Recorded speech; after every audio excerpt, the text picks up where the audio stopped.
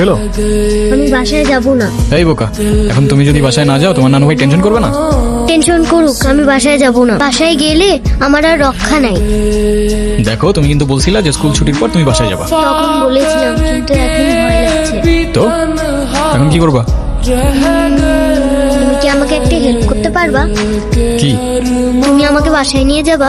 ভাই কারোর সামনে আমাকে বকা দেয় না, প্লিজ চলো না, প্লিজ।